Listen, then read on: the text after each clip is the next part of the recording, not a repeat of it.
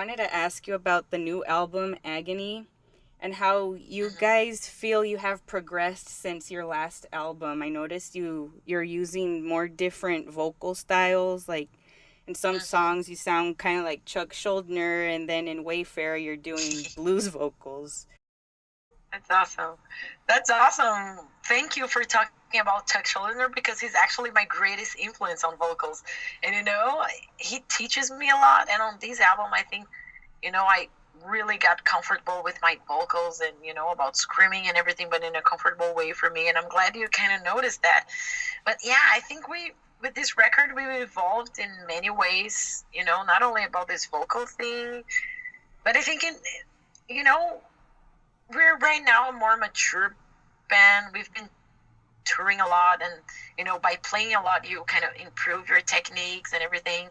And also, we've been listening to different stuff, like more technical stuff, and this also ends up influencing on the way we write music. And also, right now, we kind of feel we finally reach our style as a band, because the three of us write music right now. Because on the other albums, it was mainly me and Prika, but right now our drummer, who is super aggressive and technical, she wrote music, all the songs with us. So I think this helps a lot, for the band to evolve and being more mature. And that's why I think this album sounds more mature, because not only for the kind of music we've been listening, but also we became better musicians. And also now there's the drummer writing with us. I think all these items contributed for us to be, like sharper on this album.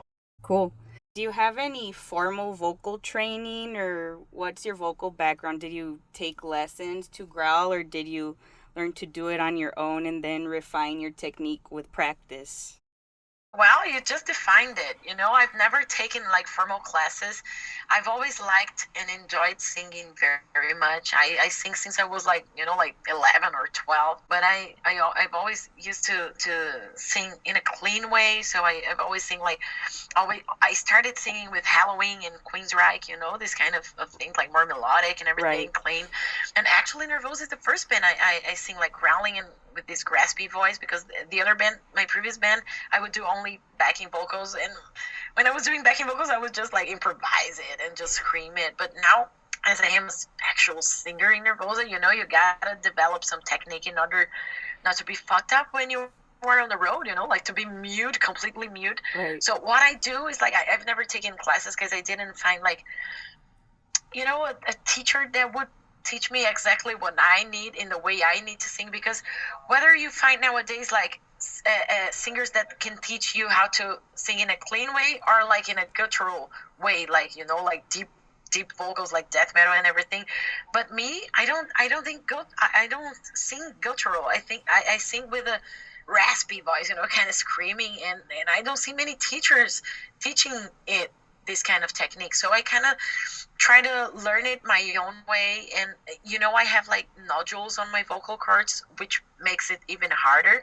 So what I did was like trying to find something that I like it and that would feel comfortable to me. And that's exactly what I achieved with this new album.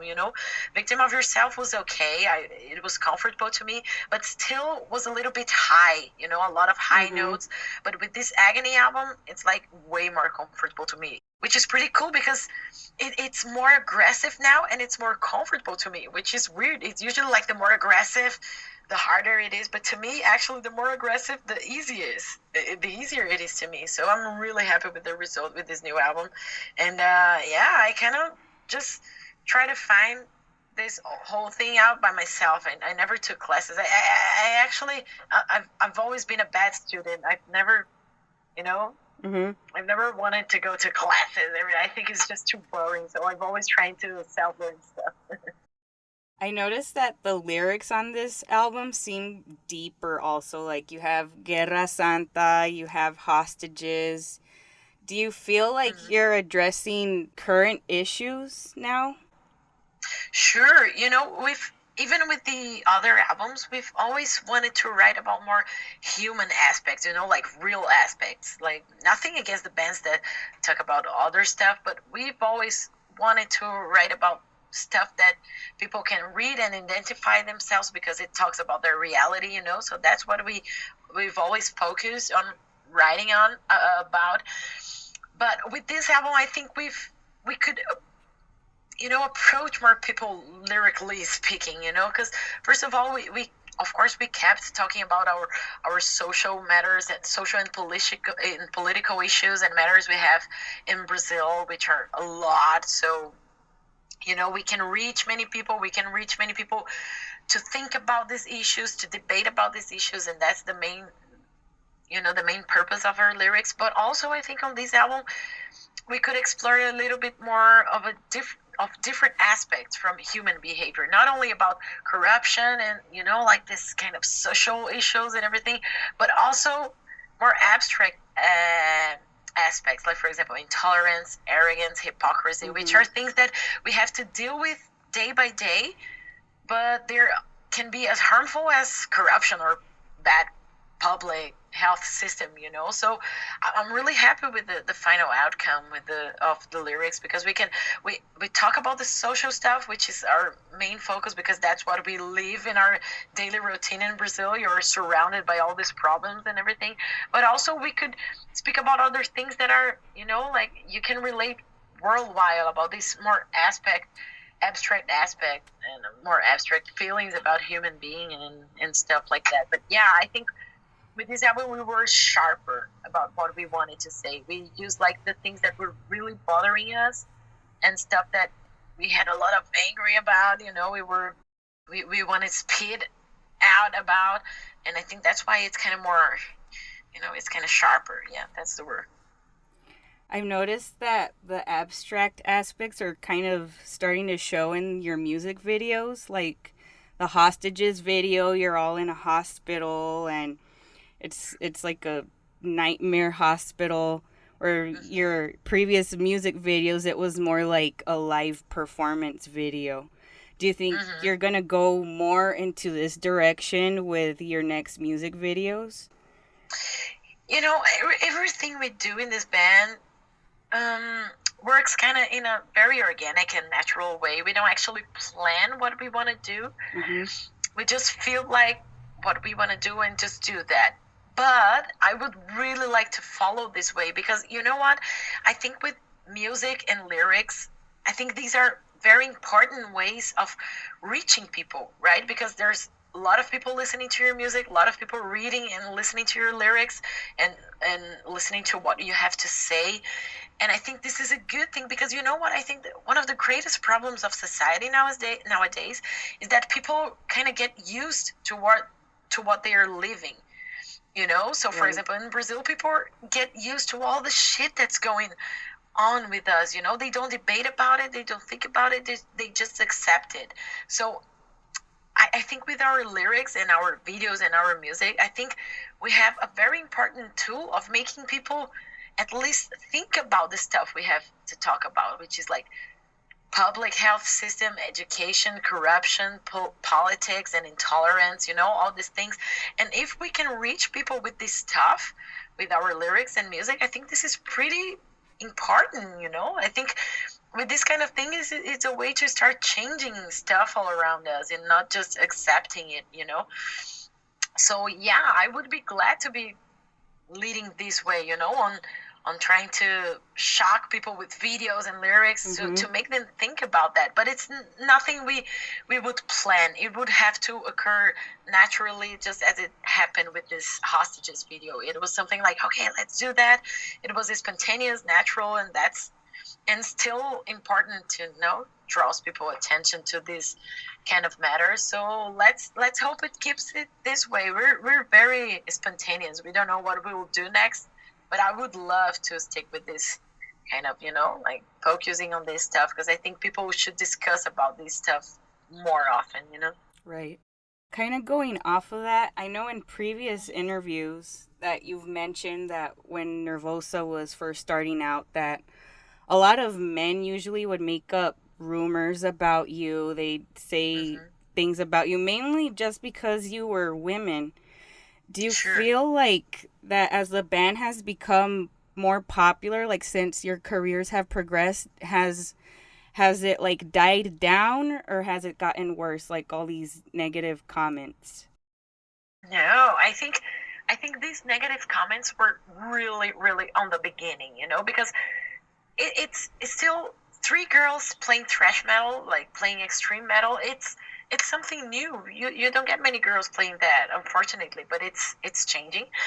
So everything that's new naturally draws attention, and everything that draws attention to both good and bad criticism. And Right. I think what happened to us on the beginning is that, because it was something new and we come from a very sexist country, I think people just want to trying to harm us in any way in order to kind of discourage us on doing what we love. This kind of thing that happens in sexist countries and everything. So, but what we did, we just didn't care about that because we decided to focus on the great majority of people that really supported us and liked our music and didn't want to harm us in any way with any comments, and we focused on that.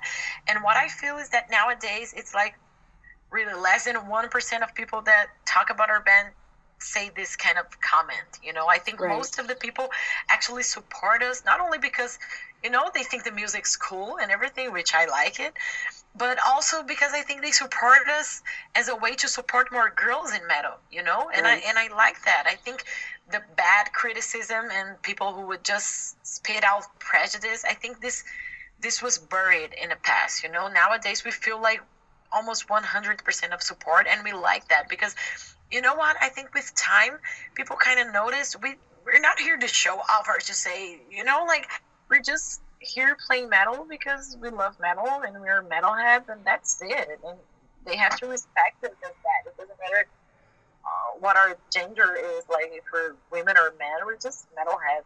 So yeah, I think that this criticism stopped way, way ago. Really, That's it was good. just on the beginning that the guys would say like, "Oh, they only get shows because they fuck promoters and stuff like that." That's the kind of thing we used to listen to. But nowadays, what we did, it was like we never gave a fuck about all these comments. We just kept on doing what we loved. And nowadays, I think people kind of notice that all we want to do is like playing metal and inspiring other girls to play metal and be more involved in metal. That's what we want. That's it. Not show off or stuff like Right. that. Who are the bands or musicians that made you decide I want to do this for the rest of my life? Okay, so the person who mainly influenced me on playing bass was Steve Harris from Iron Maiden. I know that's kind of cliche. Iron Right. Maiden is everywhere, like, oh, best band, favorite band, and everything.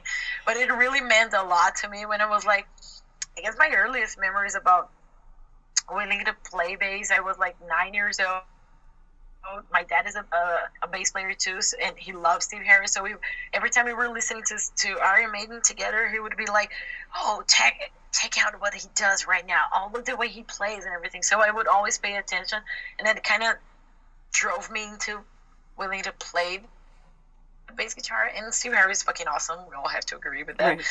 And so yeah, he's the guy who made me want to play the bass guitar. But the band who actually changed my life and made me want to have a thrash metal band and play thrash metal was Nuclear Assault. I fucking love them. My favorite thrash metal band ever. Of course, there's Slayer and everything, and Right. DRI, and of course. But Nuclear Assault, when I listened to Nuclear Assault when I was like around 15 or something, I was like, dude, I want to play that. And that's what I did. They're really important to me. I would really love to make a tour with them. I would die every night from happiness for sure. So, playing the bass, did you teach yourself or did your dad help you learn the basics about it? Did you take lessons? He kind of helped me on saying like you should play with your fingers, not with your pick. Yeah. Something like that. That's why I play with fingers and I don't use a pick. But actually, I kind of learned playing bass. I was just like listening to my favorite bands and trying to do the same. That's what happened. Like for example, Iron Maiden was the band that taught me a lot about playing the guitar. I would take this song like Aces High. I want to play this song, and then I would try to copy that, and that's how I learned it. That I've never been to school and everything. It's kind of boring to me. That's why I don't know a lot about theory. Right. Like, I don't know notes very well. I just play, you know. I don't know. And yeah, it was actually like Iron Maiden taught me a lot. Rush taught me a lot about exploring bass lines and notes and everything. But I actually, I have to be honest. I've been to school, like bass school, for one day, and it was super, like the most boring thing ever in my life. Then I just quit it. I was like, yeah, I just can't do that. And then I was just trying to copy what I was listening, and that's the way I play today. I'm not a very good player, but you know, I can do what my band demands, and that's it. What are some musicians or bands that you like to listen to that most metalheads wouldn't expect? Like, for Of example, if you course, listen. of course. And you know what? My bandmates hate me for always talking about this stuff on interviews, but you know what? I'm a singer, and I before I sung in Nervosa, like this graspy, growling way. As I told you, I started singing in a clean way, and I really love clean singing and everything. And because of that, I'm always listening to, you know, different stuff from metal. Mm-hmm. And because, you know, I'm always learning like new techniques and everything, and because of that I listen to a lot of divas, you know, like everyone hates me because of that.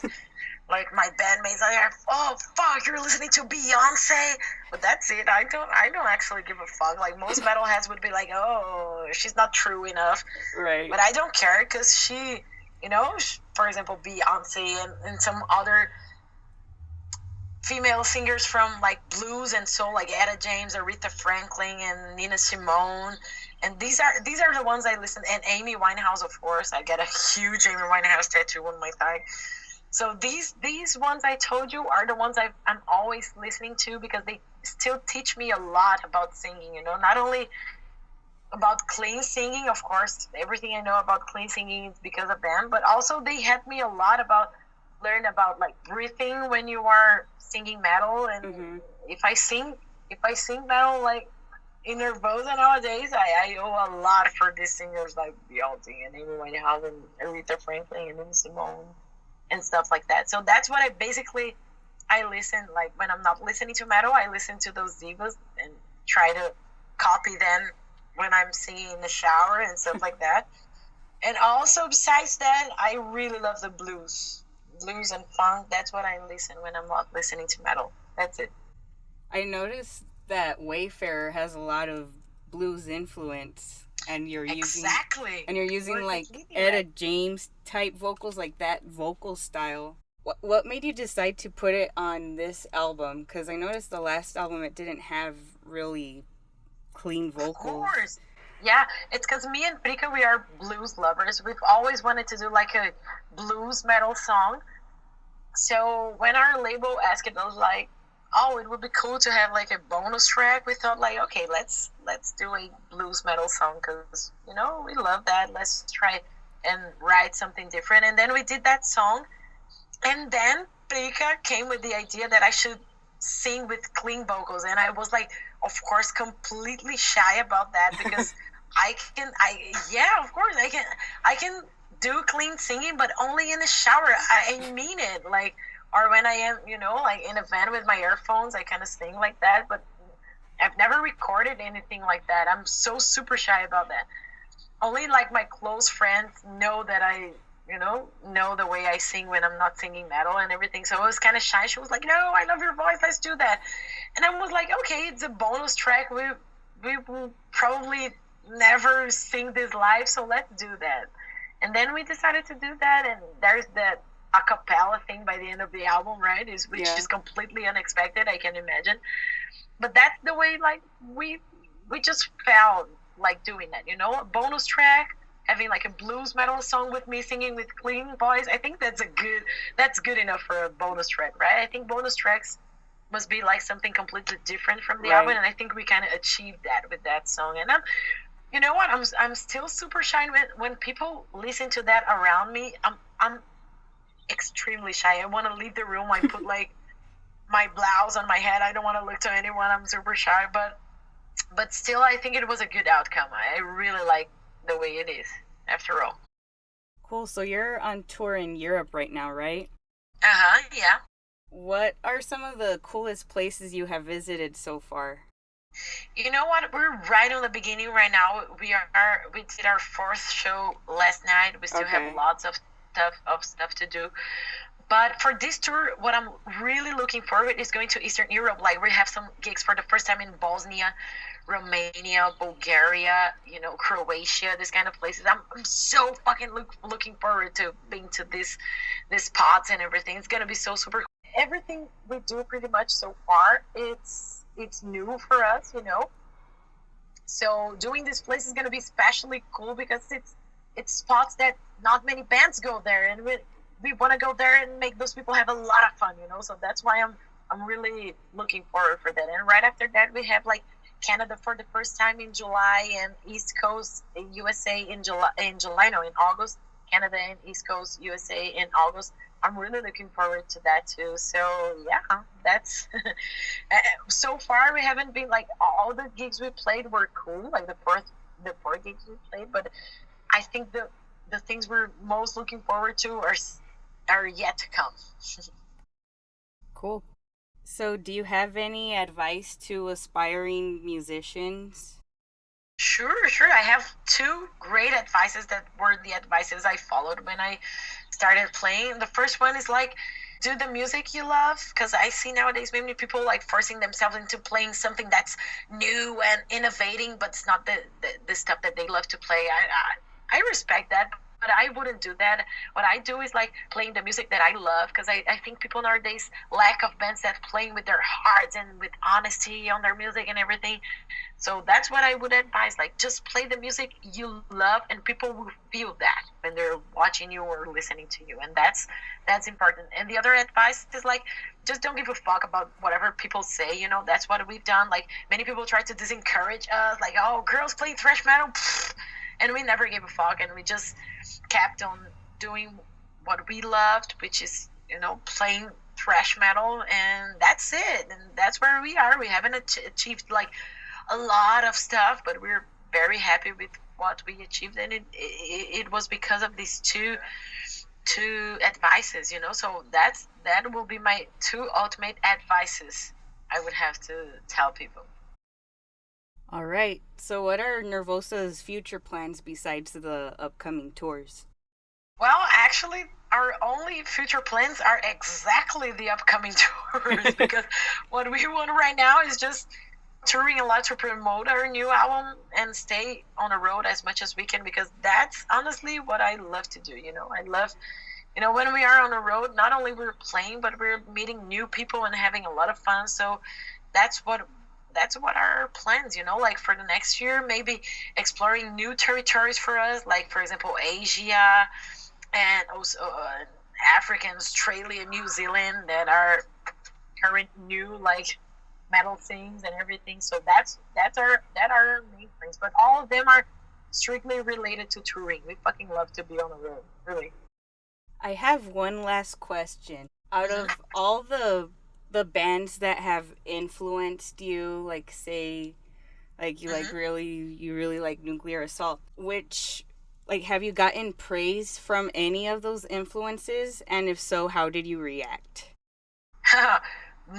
I think the greatest example is Destruction. Schmier from the first, like ever since he first heard us, he was so supportive and like spreading, all around about our music and everything. And now he invited us to be doing a tour with them in September, October, along with Watson and Jackson and Forster. You mean like, Nice. since I was like a young metalhead, I would be like 14 years old, like hand banging by myself in my room, like playing air drums to fucking Destruction. I would never imagine like to have a band, and that one day Schmier would support my band. So like touring with them right now is like a total dream come true. You're cutting out a little bit. I'm sorry, did you understand that when I was talking about Destruction and everything? I heard the first part, like when you said you were 14 and headbanging to them, but after that it got kind of muddy. Yeah, yeah. What I said is like I was like 14 and like at banging to Destruction on my room, like playing air drums for Destruction and everything. I would never imagine like one day I would have a band and he would know, and Shamir would know the band and would support the band and everything.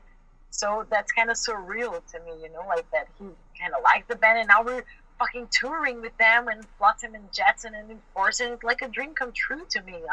I'll have fun every night. I'll watch their set every fucking night, and I'll stage dive every night, and I'll have a lot of fun. So it's kind of, so yeah, it's definitely a dream come true. Cool. Is there anything else you want to say to anybody who might be listening to this? No, it's actually my last I'm sorry. Okay, so, well, my final words would be like, just for thank you, first of all, thank you for the opportunity of being here talking about our music and everything. This means a lot. Thank you. And for everyone who's, checking out this interview, just keep on supporting metal and your local metal scene, because, we are all the sole responsible for keeping the metal legacy alive.